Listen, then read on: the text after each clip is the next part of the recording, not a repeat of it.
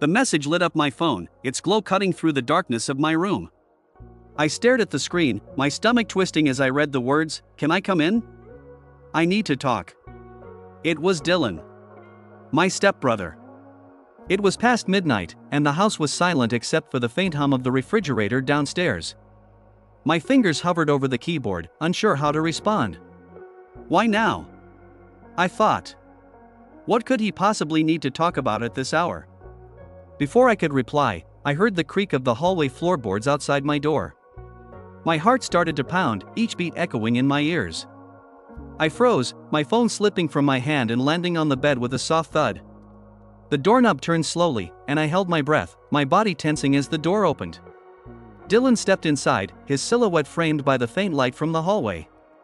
He closed the door behind him, plunging the room back into darkness. "Can't sleep," he said, his voice low and casual, as if this were the most normal thing in the world. I didn't respond. My throat felt too tight to speak, my mind racing with questions I couldn't articulate. He walked over to my bed and sat down on the edge, the mattress dipping under his weight. I could feel his presence like a weight pressing down on me, suffocating me. My hands clenched the sheets, my knuckles turning white. "What's wrong?" he asked, his tone soft, almost caring. But there was something else in his voice, something that made my skin crawl. I wanted to scream. I wanted to tell him to leave. But I couldn't move. I couldn't speak. I was trapped in my own body, paralyzed by a fear I didn't fully understand. He reached out, his hand brushing against my arm, and I flinched. "You've been acting weird lately," he said, his fingers lingering on my skin. "I'm just worried about you." His concern felt wrong, twisted in a way I couldn't explain. I wanted to pull away, to push him off the bed, but I couldn't. My mind was screaming at me to do something, but my body refused to listen. He leaned closer, his breath warm against my face, and I felt my stomach churn. "You know you can talk to me, right?" he whispered. "About anything." I squeezed my eyes shut, willing myself to wake up from whatever nightmare this was. But it wasn't a nightmare. It was real. And it was happening. The next morning, I woke up feeling like I hadn't slept at all. My body ached, my mind still clouded with the events of the night before. I lay there for a moment, staring at the ceiling, trying to convince myself that it had all been a dream. But the weight of it was too real, too heavy to dismiss. I could hear voices downstairs, the familiar hum of my mom and stepdad talking over breakfast. Life was normal for them. Unchanged. I envied that. I took a deep breath and forced myself out of bed, my legs trembling as I stood. I needed to get through the day. I needed to pretend everything was fine, at least until I could figure out what to do. When I walked into the kitchen, Dylan was already there, sitting at the table with a bowl of cereal in front of him. He looked up and smiled at me, his expression warm and friendly, as if nothing had happened. "Morning," he said, his tone light and casual. "You sleep okay?" I stared at him, my stomach knotting. How could he act like this? How could he pretend everything was normal? I wanted to demand an explanation, to scream at him for what he'd done. But I couldn't. Not here. Not now. "Yeah," I muttered, grabbing a box of cereal from the cupboard. My hands were shaking so badly I could barely pour the milk. I sat down at the table, keeping as much distance between us as possible. He didn't seem to notice, chatting idly about some video game he'd been playing. I couldn't focus on what he was saying. My mind kept replaying the night before, over and over, like a broken record. The way he'd looked at me. The way he'd touched me. The way he'd made me feel so small, so powerless. I wanted to forget, but I couldn't. It was burned into my memory, a scar that wouldn't heal. Later that day, I found myself standing outside Dylan's room, my hand poised to knock. My heart was racing, my palms slick with sweat. I didn't know what I was going to say. But I knew I couldn't keep pretending nothing had happened. I needed answers. I knocked on the door, the sound echoing down the hallway. "Come in," Dylan called from inside. I pushed the door open and stepped into his room, my stomach churning with nerves. He was sitting on his bed, a book in his hands. He looked up at me, his expression calm and unbothered. "What's up?" he asked. I took a deep breath, trying to steady myself. We need to talk, I said, my voice trembling. About last night. He frowned slightly, setting his book aside. What about it? He asked, his tone innocent, almost confused. My chest tightened. You know what? I snapped, my anger flaring. Don't act like you don't remember. He leaned back against his headboard, his gaze steady. I don't know what you're talking about, he said, his voice calm. Too calm. What exactly do you think happened? I stared at him, my fists clenching at my sides. You came into my room, I said, my voice shaking. You sat on my bed. I couldn't finish the sentence. The words stuck in my throat, choking me. He raised an eyebrow, his expression unreadable. Are you saying I did something wrong? He asked, his tone casual, almost mocking. Because I don't remember that. I felt my anger boiling over, hot and fierce. Don't lie to me, I snapped, my voice rising. You know exactly what you did. He sighed, running a hand through his hair. Look, he said, his tone softening. If you're upset about something, I'm sorry. But I don't know what you're talking about. Maybe you had a bad dream or something. I wanted to scream. I wanted to hit him. But I couldn't. I just stood there, trembling with rage and fear, as he sat there, calm and composed, acting like I was the one who was crazy.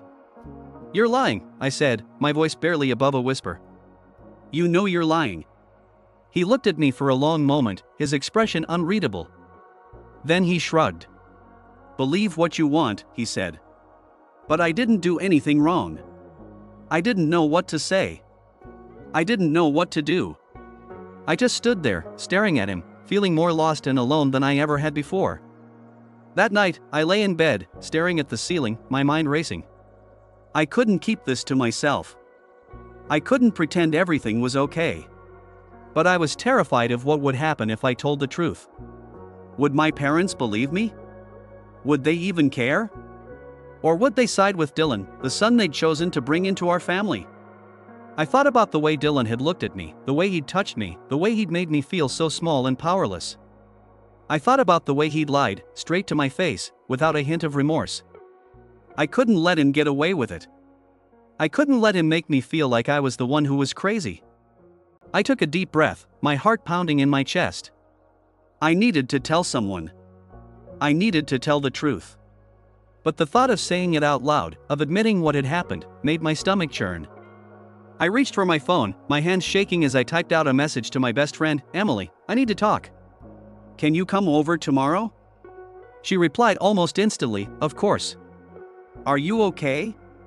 I stared at the screen, my eyes filling with tears. No, I typed back.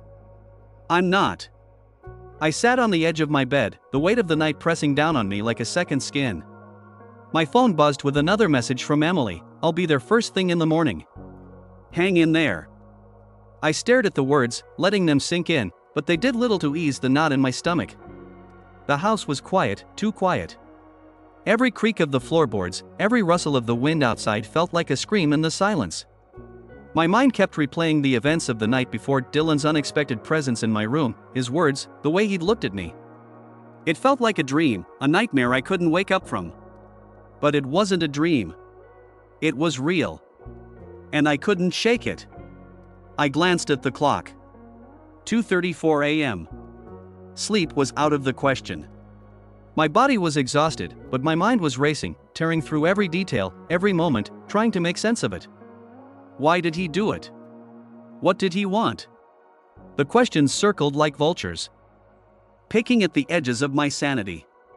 Finally, I gave up on sleep. I crept downstairs, careful not to make a sound. The kitchen was dark, the only light coming from the moon streaming through the window. I poured myself a glass of water, my hands trembling so badly I almost spilled it. The cold water did little to soothe the dryness in my throat or the tightness in my chest.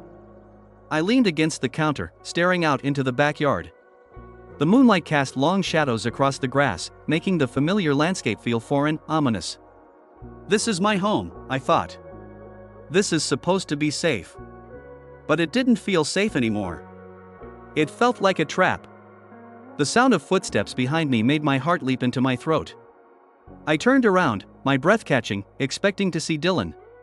But it was just Mom, her hair messy from sleep, her eyes filled with concern. "Sweetheart, what are you doing up?" she asked softly, her voice tinged with worry. "I couldn't sleep," I lied, my voice barely above a whisper. She stepped closer, her hand reaching out to brush my arm. "Is everything okay? You've been so quiet lately." I hesitated, the words stuck in my throat. "Tell her," a voice inside me urged. "Tell her what happened." But the fear of what it would mean, of how it would change everything, kept me silent. "I'm fine," I said instead, forcing a smile. "Just a lot on my mind." Mom studied me for a moment, her kind eyes searching mine. I could see the doubt there, the unspoken questions. But she didn't press. "If you ever need to talk, I'm here," she said gently. "You know that, right?" I nodded, the lump in my throat making it hard to speak. "Yeah, I know." She gave my arm a reassuring squeeze before heading back upstairs, leaving me alone in the dark kitchen. I clenched my fists, my nails digging into my palms. Why didn't I tell her? The guilt knotted me, but so did the fear. Fear of what would happen if I spoke up. Fear of the cracks it would create in our already fragile family. I stayed in the kitchen for what felt like hours, staring out the window, until the first rays of sunlight began to creep over the horizon. The night was over, but the weight of it clung to me like a shadow. I took a deep breath, steeling myself for the day ahead. Emily would be here soon. I could hold on until then.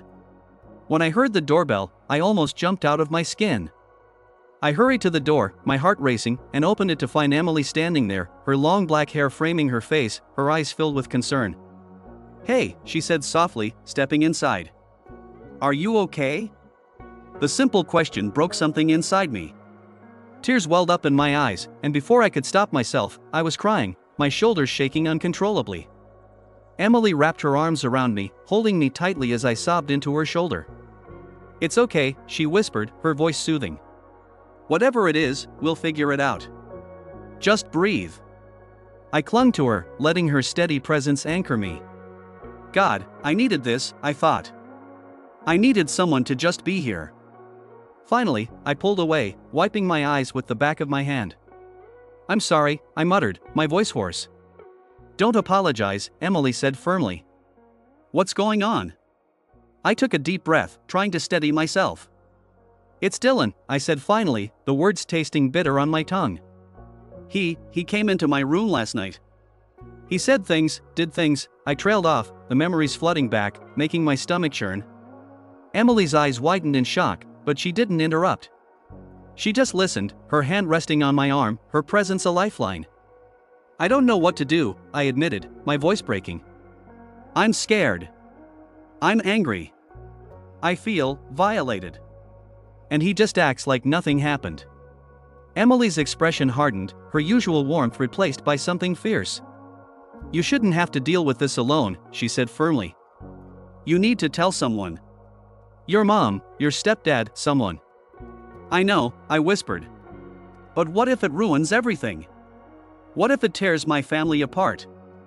"It's already torn apart if this is happening," Emily said gently but firmly. "You deserve to feel safe in your own home.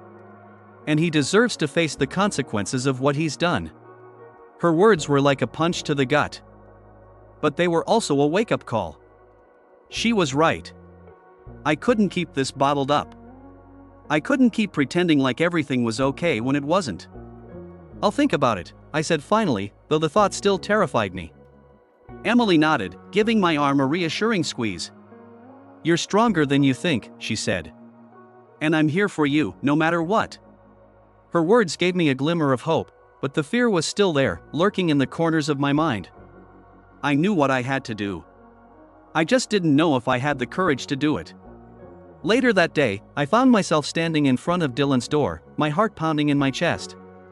I raised my hand to knock, but hesitated, my fist hovering in the air. This is it, I thought. This is the moment when everything changes. I knocked, the sound loud in the quiet hallway. A moment later, the door opened, and there he was, looking at me with that same indifferent expression, like nothing had happened. "Yeah?" he asked casually, leaning against the doorframe. I took a deep breath, my hands clenched into fists at my sides. We need to talk, I said, my voice shaking but firm. Dylan raised an eyebrow, but he didn't argue. He stepped aside, letting me into his room. I stepped inside, my heart racing, and turned to face him. "What's this about?" he asked, crossing his arms over his chest. "You know what it's about," I said, my voice trembling. "Last night. What you did. What you said. You can't just pretend like it didn't happen." For a moment, there was silence. Then, Dylan sighed, running a hand through his hair. "Look, I don't know what you're talking about," he said dismissively. "You're imagining things." His denial made my blood boil. "I'm not imagining it," I snapped, my voice rising. "You were in my room. You sat on my bed. You said," I stopped myself, the words catching in my throat. "You know what you did, Dylan. Don't lie to me." He stared at me for a moment, his expression unreadable. Then, finally, he looked away, his shoulders slumping. "Fine," he muttered. "Yeah. I came into your room. Big deal. I didn't do anything wrong." "You scared me," I said, my voice shaking. "You crossed a line. I don't know why you did it, but it's not okay." Dylan didn't respond. He just stood there, his gaze fixed on the floor, his fists clenched at his sides. For a moment, I thought he might apologize, might try to explain himself. But he didn't. He just stayed silent, his jaw clenched tightly. The silence stretched on, heavy and suffocating. Finally, I couldn't take it anymore. "I'm telling Mom and Stepdad," I said, my voice breaking. "I can't keep this a secret anymore." Dylan's head snapped up, his eyes wide with panic. "You can't," he said quickly, his voice desperate. "They'll kick me out. You'll ruin everything." "You already did that," I said, my voice firm despite the tears welling up in my eyes. "You made this mess, Dylan. Not me." He stared at me, his expression a mixture of fear and anger. But I didn't back down. I couldn't. Not anymore. I turned and walked out of his room, my hands trembling, my heart racing. I knew what I had to do next. I just didn't know if I could handle the fallout. I found Mom in the kitchen, humming softly as she sipped her coffee. She looked up when I walked in, her smile fading when she saw my expression. "Sweetheart, what's wrong?" she asked, setting her mug down. I took a deep breath, my hands clenched into fists at my sides. "Mom, there's something I need to tell you," I said, my voice shaking. "It's about Dylan." Before I could finish, the doorbell rang, cutting me off. Mom frowned, glancing toward the front door. "Who could that be at this hour?" she muttered, walking past me to answer it. I stood there, frozen, my heart pounding in my chest. The moment was slipping away, and I wasn't sure if I could bring myself to try again. But I knew I had to. For my own sake, for my own peace of mind, I had to tell the truth. Even if it destroyed everything. Mom opened the door, and there stood Emily, her eyes wide with urgency. "I'm sorry to interrupt," she said quickly, her gaze flicking to me. "But I need to talk to you. Both of you. It's important." Mom hesitated. Her kind eyes flicking between Emily and me. "Of course, Emily," she said, stepping aside to let her in. The tension in the room was palpable, thick enough to choke on, and I could feel my heart hammering in my chest. Emily wasted no time. "I think we need to talk about what happened last night," she said, her voice steady but laced with urgency. She looked directly at me, her wavy black hair framing her face, her expressive eyes full of sympathy. "I know it's hard, but you can't let this go. You have to tell them." I swallowed hard, my throat dry. I could feel Mom's gaze on me, her brow furrowed in concern. "What are you talking about, Emily?" she asked, her voice soft but laced with worry. Emily hesitated for a moment, then took a deep breath. "There's something you need to know about Dylan," she said, her words deliberate. "About what he did last night." My stomach twisted. I hadn't been ready for this, hadn't been ready to face the reality of what had happened, let alone to tell my mom and stepdad. But Emily was right. I couldn't keep it bottled up anymore. The words felt like they were lodged in my throat, choking me, but I forced them out. "Dylan," I started, my voice trembling. "He came into my room last night. He sat on my bed, and he wouldn't leave. He made me feel, I don't know, scared. The room fell silent. Mom's eyes widened, her face pale. For a moment, she just stood there, frozen, as if she couldn't process what I'd just said. Then, slowly, she took a step toward me, her hands trembling. What do you mean, sweetheart?" she asked, her voice barely above a whisper. I felt a lump rise in my throat, tears pricking at the corners of my eyes. I don't know, I choked out. I don't know why he did it. He acted like it was nothing. Like it was normal. Mom's hand flew to her mouth, her eyes filled with a mix of shock and horror. "Oh my God," she whispered.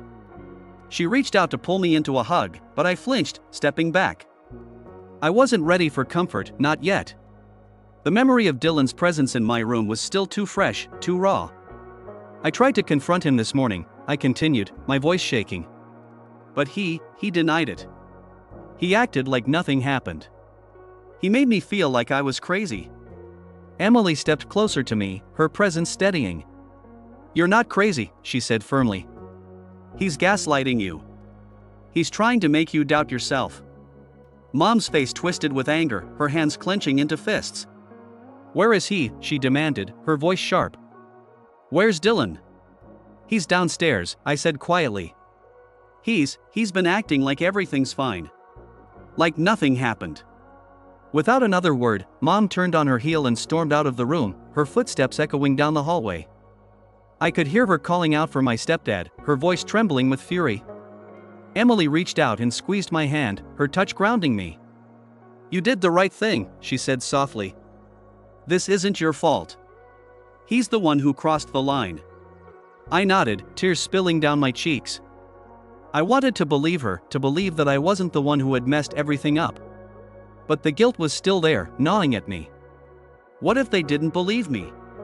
What if they thought I was exaggerating? What if this broke our family apart? Mom's voice echoed from downstairs, sharp and angry. I could hear my stepdad's voice too, calm at first, then rising in confusion. The tension in the house was unbearable, like the air before a storm, heavy and electric. "Come on," Emily said gently, tugging on my hand. "Let's go downstairs. You don't have to face this alone." I hesitated, my feet rooted to the floor. The thought of confronting Dylan again, of seeing the smug look on his face, the way he dismissed me, made my stomach churn. But I knew I couldn't hide forever. I took a deep breath and nodded, letting Emily lead me downstairs. The scene in the living room was chaotic. Mom was pacing back and forth, her arms crossed tightly over her chest, her face flushed with anger.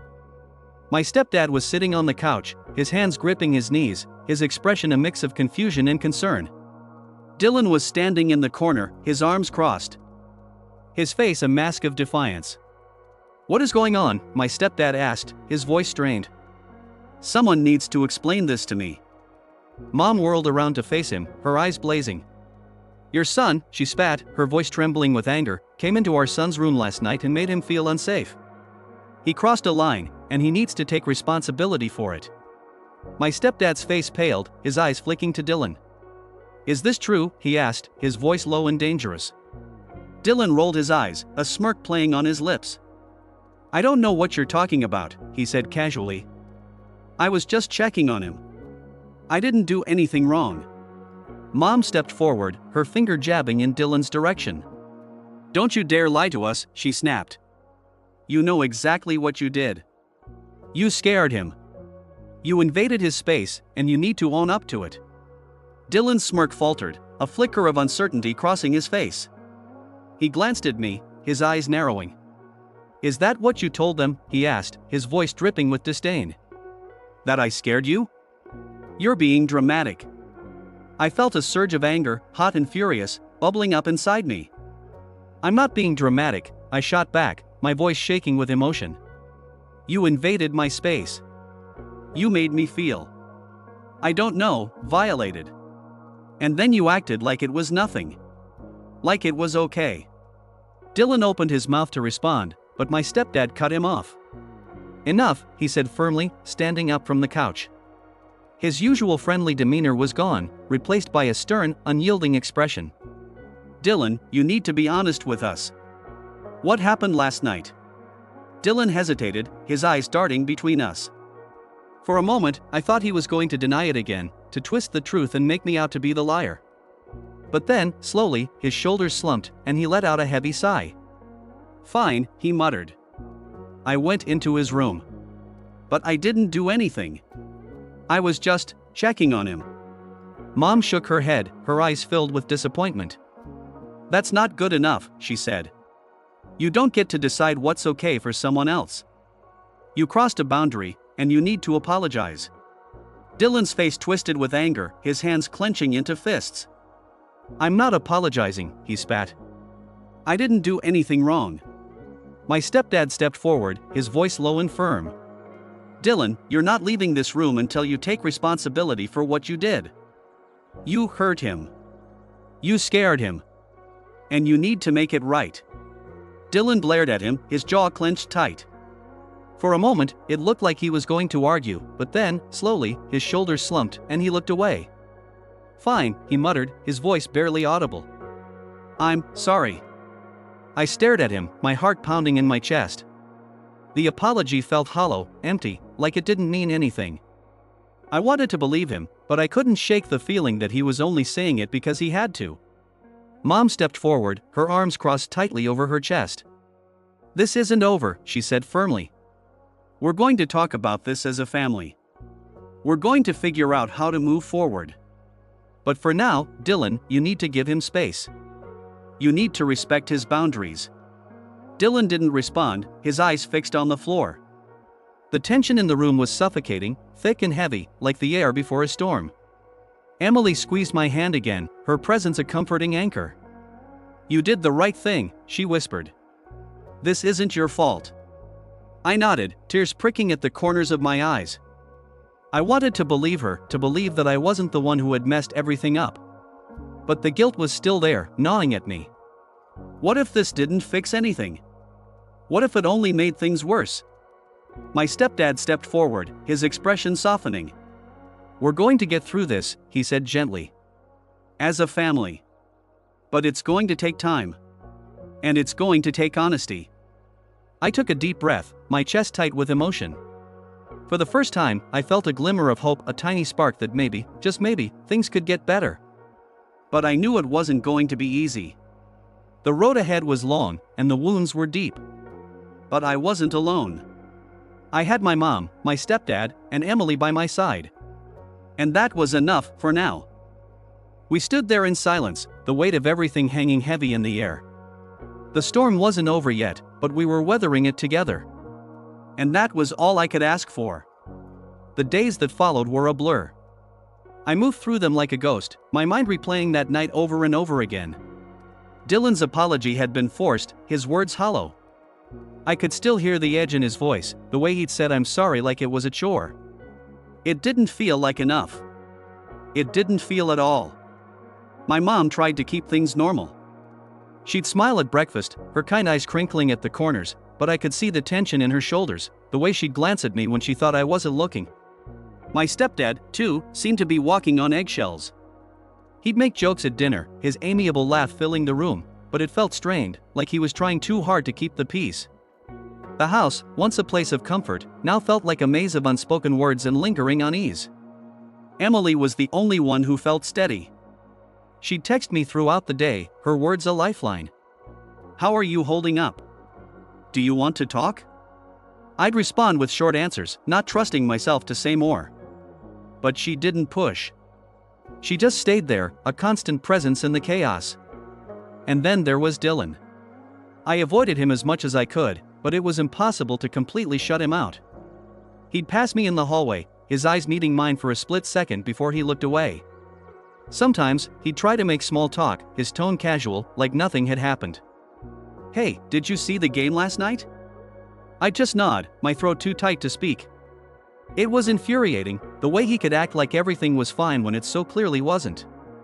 By the end of the week, I was exhausted. The nights were the worst. I'd lie in bed, staring at the ceiling, my mind racing. Why didn't I stop him? Why didn't I say something? The questions haunted me, their answers just out of reach. Sleep was elusive, and when it did come, it was restless, filled with dreams I couldn't remember but left me feeling drained. One evening, after dinner, I found myself standing outside my room, my hand on the doorknob.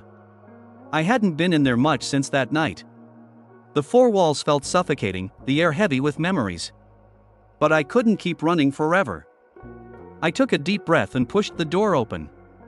The room was exactly as I'd left it. My bed was still unmade, the sheets tangled from the last restless night. My desk was cluttered with books and papers, the remnants of a life that felt like it belonged to someone else. I stepped inside, my chest tight, and closed the door behind me. For a moment, I just stood there, my eyes scanning the room. Then, almost without thinking, I started to clean. I stripped the bed, pulling off the sheets and tossing them into the hamper. I picked up the books from my desk, stacking them neatly on the shelf. I wiped down the surfaces, the repetitive motions calming in a way I hadn't expected. When the room was clean, I sat down on the edge of the bed, my hands resting on my knees. The air felt lighter now, the space less oppressive. But the heaviness in my chest remained. I knew I couldn't keep avoiding it. I had to face what had happened, even if it hurt. I grabbed my phone and texted Emily. "Can you come over?" Her response was almost immediate. "On my way." When she arrived, she didn't say much. She just sat down beside me, her presence comforting in its simplicity. For a long time, we just sat there in silence, the weight of everything hanging between us. Finally, I spoke. "I don't know what to do." She turned to me, her dark eyes soft with understanding. "You're doing it," she said gently. "You're processing. You're taking it one step at a time. That's all you can do." I wanted to believe her, but it felt so overwhelming. "It's just, I keep thinking about that night. About what he did. And I don't know how to let it go." She reached out, her hand resting on mine. "You don't have to let it go," she said. "Not yet. Not until you're ready. But you can't let it control you, either. You're stronger than that." Her words settled over me like a blanket. Warm and comforting. For the first time since that night, I felt a glimmer of hope. Maybe I didn't have to have all the answers right now. Maybe it was enough to just keep moving forward, one step at a time. But the peace didn't last long. The next morning, as I was getting ready for school, I heard a knock on my door. I froze, my heart pounding in my chest. "Yeah?" I called out, my voice trembling. The door opened, and Dylan stepped inside. He looked different somehow, his usual confidence replaced by something I couldn't quite place. "Can we talk?" he asked, his tone hesitant. I wanted to say no. I wanted to tell him to leave, to get out and never come back. But something in his eyes stopped me. Reluctantly, I nodded. He stepped further into the room, closing the door behind him. For a moment, he just stood there, his hands shoved into his pockets. Then he took a deep breath. "I know I messed up," he said quietly. "I know I hurt you. And I'm sorry." I stared at him, my chest tight with anger and confusion. "You already apologized," I said, my voice cold. "It didn't mean anything then. Why should it now?" He flinched, his gaze dropping to the floor. "Because I mean it this time," he said. "I've been thinking about what happened. About what I did.